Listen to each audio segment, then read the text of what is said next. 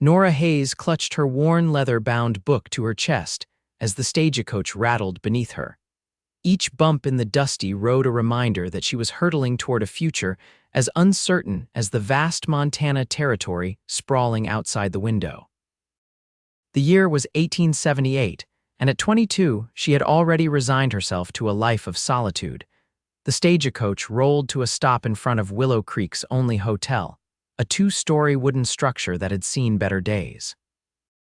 Nora gathered her few belongings, one trunk containing all she owned in the world, and stepped down onto the dusty Main Street. The small frontier town bustled with afternoon activity, men in dusty hats tipping their brims as they passed ladies in modest dresses. Miss Hayes. A woman in her 50s approached, her gray hair pulled back in a severe bun. "I'm Mrs. Perkins. We've been expecting you. The school's been without a teacher for nearly 3 months." Nora nodded, her throat dry. "Thank you for meeting me. I hope I can be of service to the children of Willow Creek." "Well," Mrs. Perkins said, eyeing Nora's plain face and limp brown hair, "we were hoping for someone with more experience, but the school board was desperate. Come along, I'll show you to your accommodations." Nora followed, swallowing the sting of the woman's assessment. She was used to it, the pitying glances, the not-quite whispered comments about her unremarkable appearance. Back east, she'd overheard her own mother lamenting to a friend that her daughter would likely never marry, being so plain and bookish. The teaching position in Montana had been her escape, a chance to build a life where she might be valued for her mind rather than mourned for her lack of beauty. The schoolhouse sat at the edge of town, a small cabin with a bell tower and attached living quarters. It was simple but clean, with a cast-iron stove, a narrow bed, a writing desk, and shelves for her beloved books. "School begins Monday morning," Mrs. Perkins informed her. "There are 32 children enrolled, ages 6 to 16. The town council expects discipline and results." After Mrs. Perkins left, Nora sat on the edge of her bed and finally allowed herself to breathe. This was her new life. She would pour herself into teaching these frontier children, make herself valuable to the community in ways that had nothing to do with finding a husband or starting a family. Dreams she had long ago packed away. The weekend passed in a flurry of preparation.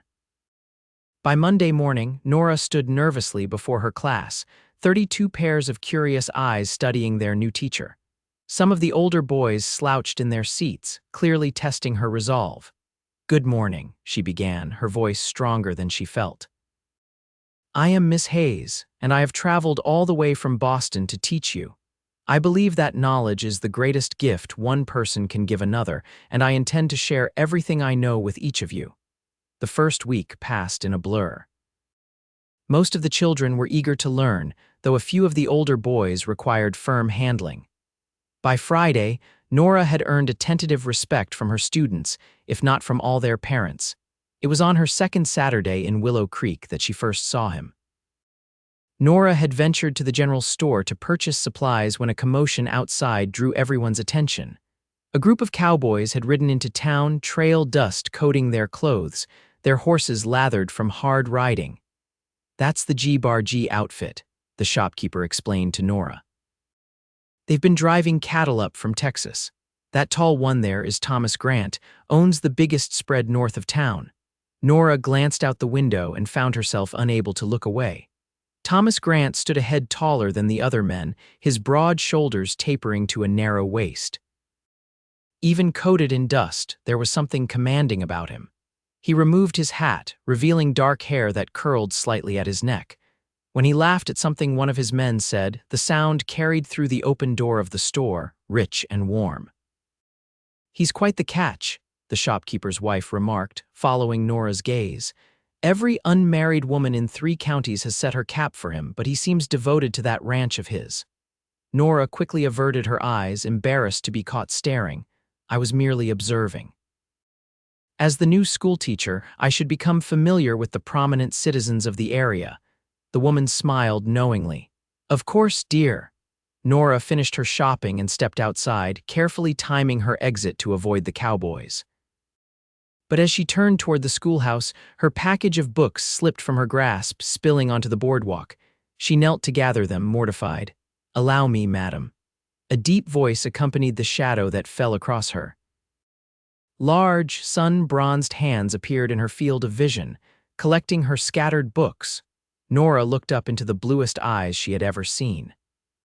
Thomas Grant knelt beside her, the afternoon sun highlighting the planes of his face, strong jaw, straight nose, and surprisingly gentle eyes for such a rugged man. "Thank you, Mr. Grant," she managed, accepting the books he offered. Surprise flickered across his features. "You know me." "The shopkeeper mentioned your name. I'm Nora Hayes, the new schoolteacher." He stood and offered his hand to help her up. "A pleasure, Miss Hayes. How are you finding Willow Creek?" His touch sent an unexpected warmth through her. "It's quite different from Boston, but the children are eager to learn." "I imagine they are. We don't get many educated Easterners out this way. They're lucky to have you." His gaze was direct, assessing but not unkind. Before Nora could respond, one of his cowboys called out to him. "Duty calls," Thomas said with a slight smile. "Welcome to Willow Creek, Miss Hayes." He tipped his hat and was gone, leaving Nora with an odd fluttering in her chest that she quickly attributed to embarrassment over her clumsiness. The following week, Nora threw herself into her teaching with renewed vigor. She started a lending library with her own books and organized nature walks to study the local flora and fauna. The children responded enthusiastically, and even some of the parents began to warm to her methods. On Friday afternoon, as the children were filing out, she noticed a tall figure leaning against the fence that surrounded the schoolyard. Thomas Grant stood watching, his hat in his hands. The last child departed, and he approached the schoolhouse steps where Nora stood.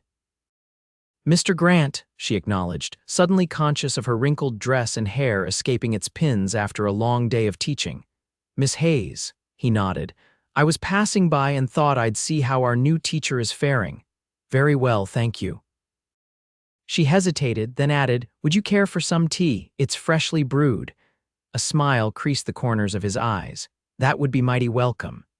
Inside her small quarters, Nora busied herself with cups and saucers, acutely aware of how Thomas Grant seemed to fill the small space. He studied her bookshelves with interest. "You've brought quite a library with you." "Books have always been my closest companions," she admitted, handing him a steaming cup.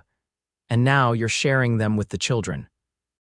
"I heard young Billy Thompson talking about a story you read them about sailing ships. The boy's never seen an ocean, but he could describe it like he'd been there himself." Pride warmed Nora's cheeks. "That's the power of books, Mr. Grant. They can take you anywhere." "Thomas," he corrected.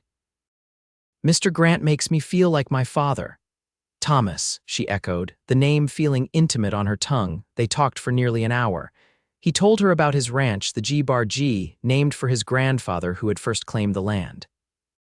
She shared stories of growing up in Boston, daughter of a professor who had encouraged her love of learning. What she didn't mention was how her mother had despaired of her plainness, how the other girls had attended balls and entertained suitors while Nora sat home with her books. When Thomas finally rose to leave, he paused at the door. "The Autumn Harvest Festival is next Saturday. The whole town attends. I'd be honored to escort you, Miss Hayes." Nora stared at him, certain she had misheard. "Aye, that's very kind, but unless you've already made other arrangements." His expression was unreadable. "No, I haven't, but—" She struggled to find words that wouldn't reveal her confusion. Why would this man, who could surely have his pick of women, choose to escort the plain schoolteacher? "Then I'll call for you at 6. With a tip of his hat, he was gone, leaving Nora standing in her doorway wondering if she had imagined the entire exchange. The following week passed in a blur of anticipation and dread.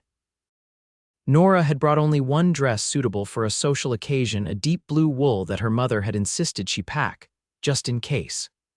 She spent Friday evening pressing it and attempting to style her hair in a more flattering manner. Saturday evening arrived, and with it, Thomas Grant. He appeared at her door in clean trousers, a pressed shirt, and a new-looking jacket. His dark hair was damp and neatly combed, and the scent of soap clung to him. "Miss Hayes," he said, his eyes warming as they took in her appearance. "You look lovely." Nora felt her cheeks heat. No man had ever described her as lovely before. "Thank you, and please call me Nora." He offered his arm, and they walked together toward the town hall where lanterns glowed and fiddle music spilled into the night air. Inside, it seemed the entire population of Willow Creek had gathered. Tables groaned under the weight of autumn bounty pies, preserves, roasted meats, and vegetables from fall harvests.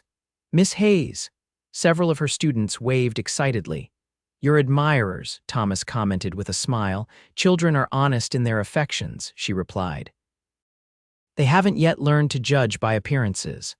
Thomas gave her a curious look, but was prevented from responding when they were approached by a group of ranchers eager to discuss cattle prices with him. Nora excused herself to speak with some of the mothers of her students.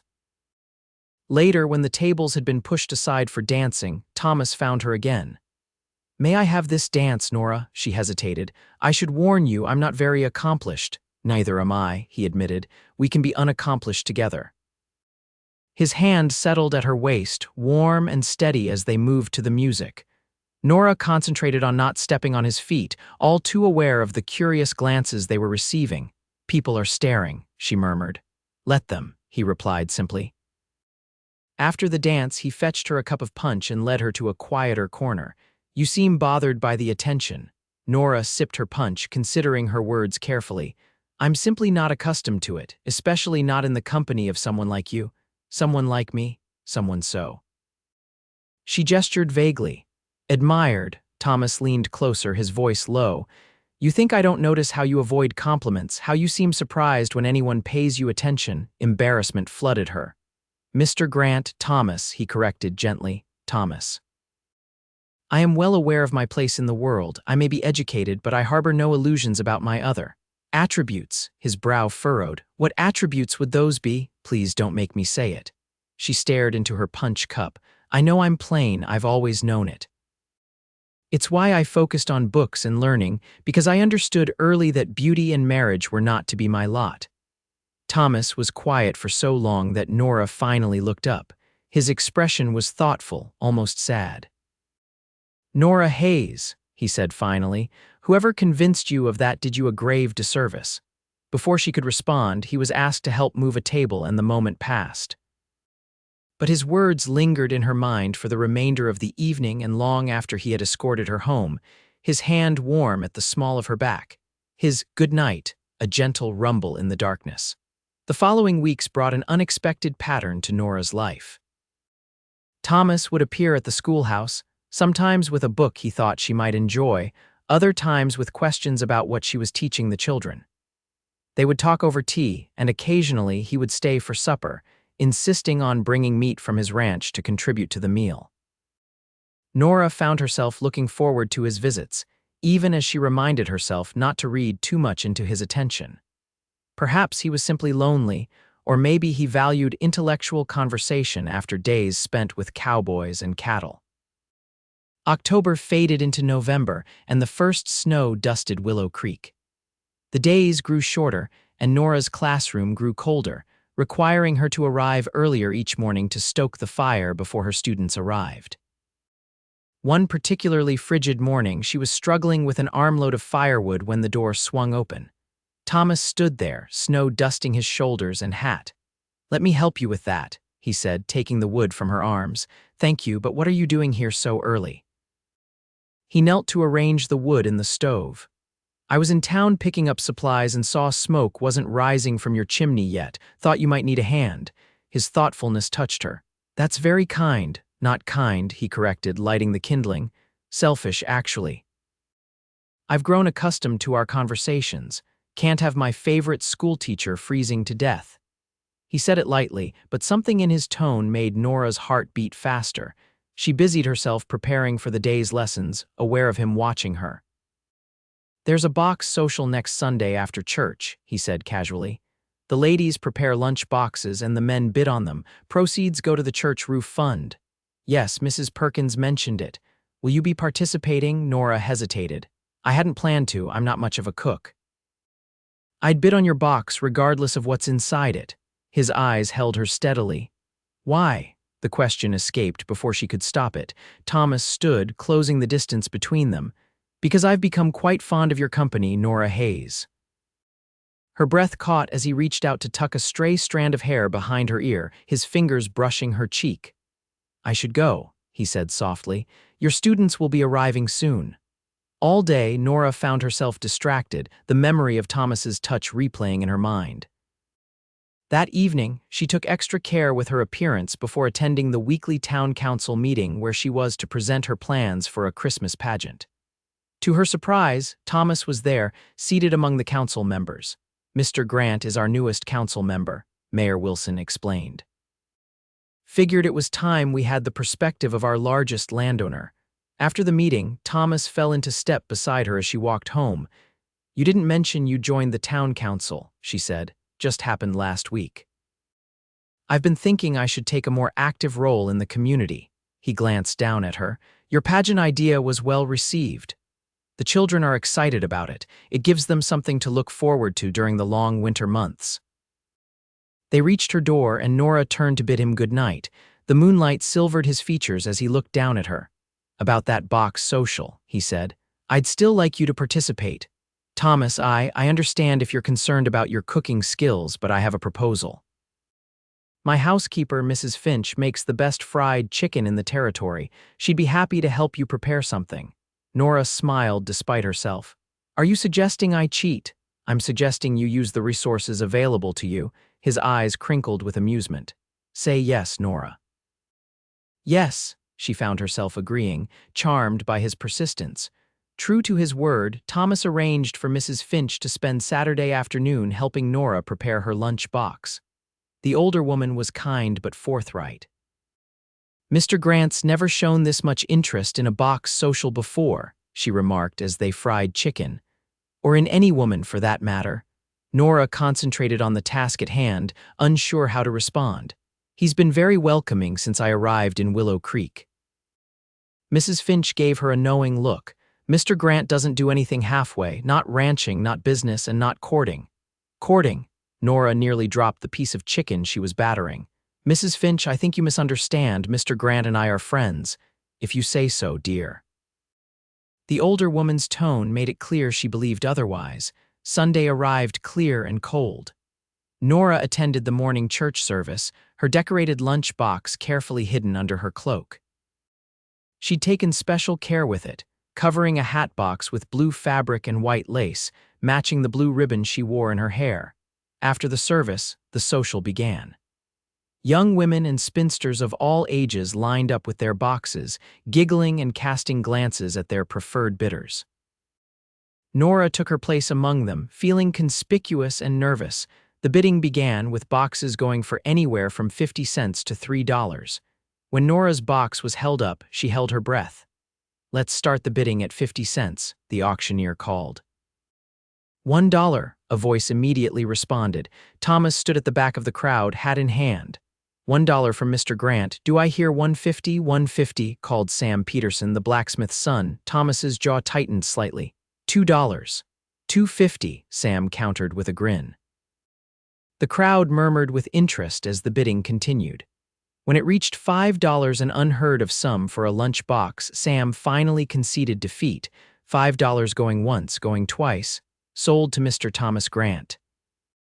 Applause and whistles followed as Thomas made his way forward to claim his prize and his lunch companion. He offered Nora his arm, leading her to a quiet spot beneath a pine tree where they could enjoy their meal. $5 is an outrageous sum for a lunch, Nora said as she spread a blanket on the ground, worth every penny. Thomas settled beside her as she unpacked the chicken, biscuits, and apple pie. "You haven't even tasted it yet." "I'm not paying for the food, Nora." His eyes held hers. "I'm paying for the company." They ate and talked, oblivious to the knowing glances cast their way by the townspeople. When they had finished, Thomas helped her pack up the remains of their meal. "Would you like to see my ranch?" he asked suddenly. "It's only about 4 miles north of town. I could bring the buggy next Saturday and show you around." The invitation surprised her. "I'd like that very much." The following Saturday dawned bright and clear. Thomas arrived in a polished buggy pulled by 2 matching bay horses. He helped Nora up to the seat, his hands lingering at her waist a moment longer than necessary. The ride to the G-Bar G was pleasant, the winter landscape sparkling in the sunshine. As they crested a hill, the ranch spread out before them, a large main house, bunkhouse, barn, and outbuildings, all nestled in a valley protected by forested hills. "It's beautiful," Nora breathed, pride evident in his voice. Thomas pointed out various features of the property as they approached. "My grandfather staked his claim here in '42. My father expanded it, and I've added another 1,000 acres since I took over after he passed." At the house, Mrs. Finch greeted them warmly. "Everything's ready, Mr. Grant. Lunch will be served at noon." Thomas showed Nora through the house a surprisingly comfortable blend of frontier practicality and Eastern refinement. The parlor held a piano, bookshelves, and comfortable furniture. Large windows looked out over the ranch and the mountains beyond. "My mother's influence," Thomas explained, noting Nora's interest in the piano. "She was from Philadelphia, brought her love of music and books with her when she married my father." "Do you play?" "Poorly," he admitted with a smile, "but she made sure I learned." "Do you?" Nora nodded. "It was one of the few feminine accomplishments I managed to master." "Would you play something for me?" Hesitantly, Nora sat at the piano. It had been months since she'd played, but her fingers remembered the notes of a Chopin nocturne. She lost herself in the music, only becoming aware of Thomas's proximity when the piece ended. He had moved to stand beside the piano, watching her with an expression that made her breath catch. "That was beautiful," he said softly. Lunch was served in a sun-filled dining room. Afterward, Thomas took her on a tour of the ranch operations, the barn where his prized horses were stabled, the bunkhouse where his cowboys lived, the blacksmith shop where tools were repaired and horses shod. "You've built something remarkable here," Nora told him as they walked back toward the house, the winter sun beginning its early descent. "It's a good life," he agreed, "but it can be a lonely one." Before she could respond, they were interrupted by one of the ranch hands racing toward them on horseback. "Mr. Grant, rustlers hit the north pasture. They've driven off about 30 head, Thomas's expression hardened. "Get the men, we'll ride out immediately." He turned to Nora, regret in his eyes. "I'm sorry to cut our day short." "Of course," she assured him. "You must go." He instructed Mrs. Finch to see Nora safely back to town in the buggy, apologizing again for the abrupt end to their visit. As Nora rode back to Willow Creek, her thoughts remained with Thomas, hoping he would be safe in his pursuit of the rustlers. 2 days passed with no word. On the third morning, as Nora was beginning lessons, the classroom door opened to reveal Thomas. Relief flooded her at the sight of him, though she noted the dark circles under his eyes and the weariness in his stance. "Children," she said, "please work quietly on your arithmetic while I speak with Mr. Grant." Outside, Thomas removed his hat. "I wanted to apologize properly for our interrupted visit." "There's no need. Did you recover your cattle?" "Most of them, caught up to the rustlers near the territorial border." He didn't elaborate, but the grim set of his mouth told Nora the confrontation had not been peaceful. "I'm glad you're safe," she said simply, his expression softened. "I'd like to call on you properly, Nora. With your permission," her heart stuttered. "My permission to court you." His directness took her breath away. "I believe my intentions have been clear, but I want there to be no misunderstanding between us." Nora struggled to find words. "Thomas, I'm not sure you've thought this through. I'm just a schoolteacher." "You're not just anything." His voice was firm. "You're intelligent, kind, and far more beautiful than you believe yourself to be." She shook her head. "I've never been called beautiful before." "Then every man you've ever known has been blind." He stepped closer. "I'm not blind, Nora. I see you clearly." A noise from inside the schoolhouse reminded her of her waiting students. "I should return to my class." Thomas nodded. "Think about what I've said. I'll call on you Friday evening, if that's agreeable." For the rest of the week, Nora's thoughts were in turmoil. She had long ago accepted that marriage and family were not in her future. Now, this strong, kind, respected man was offering her exactly what she had convinced herself she could never have. It seemed too improbable to be real. Friday evening arrived with a light snowfall. Thomas appeared at her door promptly at 7, bearing a small bouquet of hothouse flowers that must have cost a small fortune to obtain in December in Montana. "These are beautiful," Nora said, accepting them. "But how?" "The stagecoach brings them from Helena. They grow them in glass houses there." He removed his hat as he entered her small quarters. "A poor substitute for spring blooms, but I wanted to bring you something." Nora arranged the flowers in a jar, acutely aware of Thomas watching her. When she turned to face him, he had moved closer. "Have you thought about what I asked?" His voice was low. "Yes," she admitted, "but I'm still not certain I understand." "What don't you understand, Nora? Why me? There are so many women who would be honored by your attention, women far more suited to be a rancher's wife." Thomas took her hands in his. "From the moment I saw you gathering your books in the dust, there was something about you that called to me. Your quiet dignity, your devotion to your students, the way your eyes light up when you talk about books or music." His thumbs traced circles on the backs of her hands. "I've known many women, Nora. None of them have affected me the way you do." Nora's heart pounded. "I have no dowry, no family connections that would benefit you." "I don't want a business arrangement," he said firmly. "I want a partner. Someone to share my life, my home, my dreams." He released one of her hands to touch her cheek gently. "I want you, Nora Hayes, if you'll have me." In that moment, looking into his earnest blue eyes, Nora allowed herself to believe. "Yes," she whispered. "I'll have you, Thomas Grant." The joy that transformed his face was worth any lingering doubt. He drew her into his arms, his embrace tentative at first, then tightening as she relaxed against him. "May I kiss you?" he murmured against her hair. Nora nodded, lifting her face to his. His lips were warm and gentle as they claimed hers in a first kiss that promised many more to come. As winter deepened, Thomas's courtship continued. He escorted her to church each Sunday, joined her for supper several evenings a week, and brought her to his ranch on Saturdays. They set a wedding date for June, after the school term ended. Not everyone in Willow Creek approved of the match. Nora overheard whispers that she had somehow trapped the territory's most eligible bachelor, that she wasn't pretty enough or refined enough to be the wife of a man like Thomas Grant. "Pay them no mind," Thomas told her when she confessed her concerns. "They'll soon find something else to gossip about." But the rumors persisted, and Nora couldn't help wondering if Thomas would eventually come to his senses and realize he had made a mistake. In late January, a blizzard struck the territory, burying Willow Creek in 3 feet of snow. School was canceled for a week as families huddled in their homes waiting out the storm. Nora was running low on firewood when a knock came at her door. She opened it to find Thomas, his coat and hat covered in snow, pulling a sled loaded with split logs. "Thomas, what are you doing out in this weather, making sure you're warm enough?" He stamped snow from his boots and began carrying wood inside. "The ranch is fine. The men are tending the stock. I was worried about you out here alone." He built up her fire, then produced a package from inside his coat. "Mrs. Finch sent stew and bread, and I brought these." He unwrapped 2 thick woolen blankets from my mother's hope chest. She always said they were the warmest blankets she'd ever owned. Touched by his thoughtfulness, Nora served them both bowls of the hearty stew. They sat before the fire, talking as the storm raged outside. When it grew late, Nora hesitated. "You shouldn't try to make it back to the ranch tonight."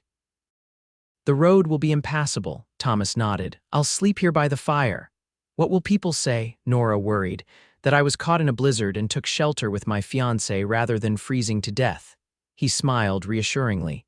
"Your reputation is safe with me, Nora." True to his word, Thomas slept wrapped in one of the blankets before the fire while Nora slept in her bed. In the morning, they shared a simple breakfast before he departed to check on his ranch. 3 days later, the storm finally broke. Thomas arrived with his sleigh to take Nora to town for supplies. As they traveled the main street, they were greeted by townspeople digging out from the snow. Most nodded respectfully, but Nora noticed several women whispering behind their hands as they passed. "Ignore them," Thomas murmured, but Nora's discomfort grew. At the general store, she was selecting items when she overheard 2 women talking in the next aisle. "Can you believe he spent the night at her place during the storm? Scandalous." "Well, they are engaged, though heaven knows why." "She's as plain as a fence post. Mark my words, he'll come to his senses before the wedding. A man like Thomas Grant needs a wife with more to offer than book learning." Nora's hands trembled as she set down the items she'd been holding. She made her way to the door, needing fresh air. Thomas found her outside, her cheeks flushed with cold and humiliation.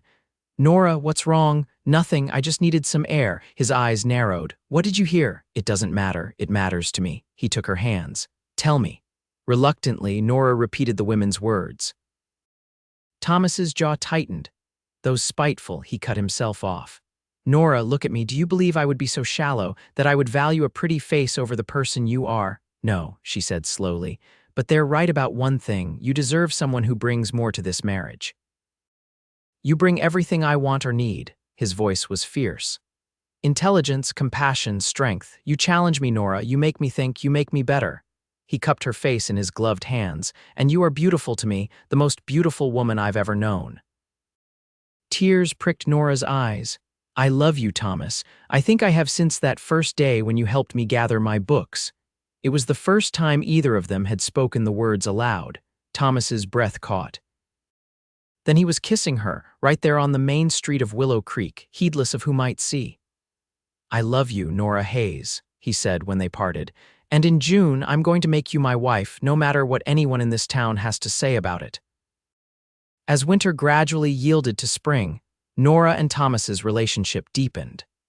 The school board reluctantly granted Nora permission to continue teaching until the end of the term, though they made it clear they expected her to resign upon her marriage. It's not fair, Nora lamented one evening as they sat on the porch of the schoolhouse. Mrs. Peterson works at the general store with her husband. Why should teaching be any different? It shouldn't be, Thomas agreed, but we can establish our own school at the ranch if you wish. There are several families working for me with children who could benefit from education. The idea took root. By April, they had plans for converting an unused storage building at the G-Bar-G into a small schoolhouse where Nora could continue teaching without the school board's interference.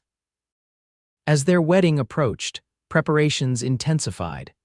Thomas insisted on having a proper ceremony in the church, followed by a celebration at the ranch. Nora found herself swept up in decisions about food, decorations, and her wedding dress, which Mrs. Finch and several of the ranch wives insisted on helping her make. You'll be the most beautiful bride Willow Creek has ever seen, Mrs. Finch declared as they worked on the ivory silk gown. I doubt that, Nora laughed, but I appreciate your kindness. It's not kindness, it's truth. You've changed him, you know, Mr. Grant. He smiles more now, laughs more. He's changed me too, Nora admitted softly. The night before the wedding, Thomas brought Nora to the ranch for a final dinner before they would be separated until the ceremony the next day. I have something for you, he said after the meal, leading her to the parlor. A small box sat on the piano. Nora opened it to find a delicate gold locket. Inside was a miniature photograph of Thomas. It was my mother's, he explained as he fastened it around her neck. My father gave it to her on their wedding day. I thought you might want to wear it tomorrow. It's beautiful, Nora whispered, touching the locket reverently. Thank you. I have one more surprise. He led her outside where the light was fading from the sky. Behind the house, workers had been busy all week constructing something that had been hidden from Nora's view. Now Thomas guided her around the corner to reveal a glass conservatory attached to the house. A greenhouse, Nora gasped, for your flowers, Thomas confirmed, so you can have blooms year-round and a place to read when the winter feels too long. Tears filled Nora's eyes at his thoughtfulness. Thomas, it's perfect. He drew her into his arms. I want to give you everything, Nora, everything you deserve and more. Their wedding day dawned clear and warm.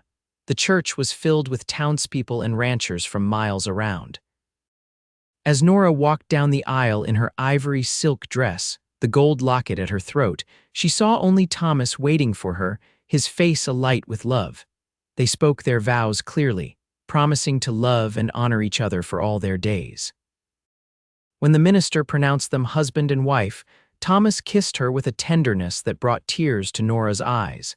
The celebration at the ranch lasted well into the evening. There was dancing in the yard, tables laden with food, and even those who had once gossiped about the match seemed caught up in the joyous atmosphere. As night fell, the guests departed, leaving the newlyweds alone. Thomas led Nora to the master bedroom, now redecorated with new curtains and bedding. Welcome home, Mrs. Grant, he said softly, drawing her into his arms. In the weeks that followed, Nora and Thomas settled into married life. She divided her time between establishing the ranch school and learning to manage the household. Thomas included her in ranch business, valuing her opinion on everything from cattle purchases to land acquisitions. Their evenings were spent in the parlor, reading aloud to each other or playing duets on the piano. And their nights were spent discovering the joys of marriage, Thomas's gentle passion dispelling any lingering doubts Nora might have had about his love for her. In late July, Nora began to suspect a new development. She had been unusually tired, certain foods suddenly turned her stomach, and her monthly cycle was late. She said nothing to Thomas, not wanting to raise hopes that might be dashed, but by August she was certain. She waited for the perfect moment to share her news, finally choosing a quiet evening when they were sitting together on the porch, watching the sunset. "Thomas," she began, her heart fluttering with excitement, "I have something to tell you." He turned to her, his expression curious. "What is it, love? I believe. That is, I'm fairly certain." She took a deep breath. "We're going to have a baby in early spring." Thomas stared at her, his eyes widening. Then a smile broke across his face, so radiant it took her breath away. "A baby, you're sure?" Nora nodded. "All the signs are there. I wanted to wait until I was certain before telling you." Thomas pulled her into his lap, cradling her against his chest. "A baby," he repeated in wonder. His hand moved to rest gently on her still flat stomach. "Our child. Are you happy?" Nora asked, though his reaction had already answered her question. "Happy doesn't begin to describe it." He kissed her tenderly. "You've given me everything, Nora. Your love, your trust, and now a child. I couldn't ask for more." As summer faded into autumn, Nora's condition became apparent. Thomas grew increasingly protective, insisting she rest frequently and hiring additional help for the household. Mrs. Finch clucked over her like a mother hen, preparing special foods to tempt Nora's sometimes finicky appetite. The ranch hands treated the news of the coming baby with a mixture of awkward congratulations and increased deference to their boss's wife. Several of them began working on a cradle as a gift, crafted from pine harvested on the ranch's land. In town, the news was received with the expected mix of genuine well wishes and barely concealed surprise that the marriage had proven so fruitful so quickly. Nora found she no longer cared what the gossips thought. Her happiness was too complete to be dimmed by petty talk. As winter descended on the G-Bar-G, Nora spent hours in the glass conservatory Thomas had built for her. Surrounded by blooming plants and warmed by the winter sun, she worked on tiny garments for the baby and read books on childcare and motherhood. Thomas often joined her there, sometimes reading reports or working on ranch accounts, other times simply watching her with a contentment that warmed her more than any fire. "What shall we name the baby?" he asked one snowy afternoon as they sat together on the conservatory's cushioned bench. "If it's a boy, I thought perhaps James, after your father," Nora suggested. Thomas smiled. "And if it's a girl, Elizabeth, after my grandmother, we could call her Beth." "James or Beth," Thomas mused, his hand resting on the swell of her stomach. "Either way, the child will be loved beyond measure." As Nora's pregnancy progressed, winter tightened its grip on the Montana territory. February brought a series of storms that isolated the ranch for days at a time. Thomas ensured they were well stocked with provisions and that the road to town was cleared as soon as weather permitted, mindful that Nora's time would come in early March. But babies, as Nora had read, often have their own schedules. In late February, during a rare clear spell between storms, Nora felt the first pains while organizing books for her ranch school. She made her way carefully back to the main house, where Mrs. Finch took one look at her face and immediately sent for Thomas. He was inspecting a broken fence line with several of his men but returned at a gallop when the messenger reached him. "Is it time?" he asked, his face a mixture of excitement and concern as he rushed to Nora's side. "I believe so," she confirmed, wincing as another pain gripped her. "But it's still early stages. First babies often take their time." Thomas immediately dispatched a rider to fetch the doctor from town. Then he helped Nora to their bedroom, where Mrs. Finch had already begun preparations. The labor progressed slowly through the afternoon and into the evening. The doctor arrived as darkness fell, his examination confirming that everything was proceeding normally, if slowly. First babies are often reluctant to make their appearance, he assured them. But Mrs. Grant is young and healthy. I foresee no complications. Thomas refused to leave Nora's side, even when the doctor suggested he might be more comfortable waiting elsewhere. He held her hand through each contraction, wiped her brow with cool cloths, and murmured encouragement as the hours passed. Near midnight, the pains intensified. Nora gripped Thomas's hand with surprising strength as she worked to bring their child into the world. Finally, as the grandfather clock in the hallway struck 2 in the morning, a lusty cry filled the room. A girl, the doctor announced, lifting the squalling infant for them to see. A perfectly healthy girl. Tears streamed down Thomas's face as the tiny red-faced bundle was placed in Nora's arms. "Beth," he whispered, stroking a finger over his daughter's downy head. "Elizabeth Grant." Nora looked down at the miracle they had created, overwhelmed with love. "She's beautiful, like her mother," Thomas said, his voice thick with emotion. He leaned down to kiss Nora's forehead. "Thank you for our daughter, for everything." In the days that followed, the G-Bar G became a place of quiet celebration. Ranch hands brought small gifts for the baby. Visitors from town braved the February roads to offer congratulations. Thomas walked the halls at night with his daughter when she was fussy, singing the lullabies his own mother had once sung to him. Nora recovered quickly from the birth, soon able to resume light duties around the house, and even spend time in her conservatory with Beth sleeping peacefully in a basket beside her. One afternoon in early April, as the first signs of spring began to appear across the ranch, Thomas found Nora and Beth there. Nora was reading aloud from a book of poetry, her voice soft as the baby dozed. "Starting her education early, I see," Thomas remarked, sitting beside them. "It's never too early for beautiful words," Nora replied with a smile. Thomas reached out to touch Beth's tiny hand, which instantly curled around his finger. "I've been thinking," he said, "about what you said last year regarding teaching after marriage." "Oh," Nora marked her place in the book. "The ranch school has been good for our workers' children, but it could be more. There are families throughout the valley with no access to education." He met her eyes. "What would you think about expanding, building a proper schoolhouse that could serve the entire area?" Nora's eyes widened. "You're serious?" "Completely. You're a gifted teacher, Nora. It seems a waste for those talents to be limited to just a few students." He glanced down at their sleeping daughter. "And when Beth is older, she should have the same educational opportunities you would provide to any child." "But what about the Willow Creek School Board? They made it clear they disapproved of married women teaching." Thomas smiled. "This wouldn't be under their jurisdiction. It would be a private school funded by the ranch and by contributions from other families who want their children educated." Nora's mind raced with possibilities. "We could offer classes for adults too. Many of the ranch hands can barely read or write." "Exactly." Thomas's eyes shone with enthusiasm that matched her own. "It could become the heart of the community."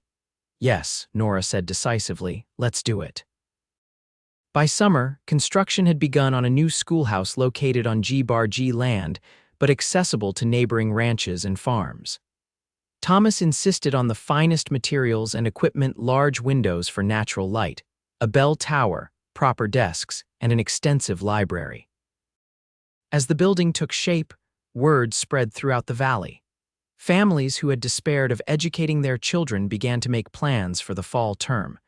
Several of the ranch hands enrolled in the adult reading classes Nora planned to offer in the evenings. Beth grew and thrived, her dark hair and blue eyes mirroring her father's features, while her determined personality increasingly resembled her mother's. She became a fixture at the construction site, Thomas often carrying her as he inspected the progress, explaining each detail as though she could understand. In September, as golden light bathed the valley and the aspens turned to flame, the Grant Valley School officially opened. Nora stood before 28 students ranging in age from 6 to 16, with Thomas and 5-month-old Beth watching proudly from the back of the room. "Knowledge is the greatest gift one person can give another," Nora began, echoing the words she had spoken on her first day in Willow Creek. "And in this room, we will share that gift freely." That evening, as they sat on the porch of their home watching the sunset, Beth sleeping contentedly in her father's arms, Nora reflected on the journey that had brought her here. "When I came to Montana, I thought I was leaving behind any chance of happiness," she admitted. "I had accepted that I would always be alone." Thomas reached for her hand. "And now—" Nora smiled, looking at their daughter at the school in the distance, at the man who had seen in her what no one else had bothered to look for. "Now I know that happiness finds us in the most unexpected ways." She squeezed his hand. "You chose me when I thought I would never be chosen. You gave me a home, a family, and purpose. You gave me those same gifts," Thomas replied softly, "and so much more." Beth stirred in his arms, her small face scrunching briefly before relaxing back into sleep. They both watched her, marveling as they often did at the miracle of her existence. "Do you ever think about having more children?" Thomas asked, his voice casual though his eyes were intent on Nora's face. "I do," she admitted with a smile. "I think Beth would make an excellent big sister, perhaps someday soon." Thomas's answering smile was radiant. "I like the sound of that." As darkness settled over the G-bar-G, stars appearing one by one in the vast Montana sky, Nora leaned her head against Thomas's shoulder. She thought of the lonely girl who had arrived in Willow Creek, certain of her place in the world or lack thereof. How wrong she had been. "I love you, Thomas Grant," she whispered. "And I love you, Nora Grant," he replied. "Now and always." Beth sighed in her sleep, a tiny hand reaching up to grasp her father's shirt. Together, the three of them sat in the gathering darkness, a family built on unexpected love and the promise of a future as vast and bright as the Montana sky above them.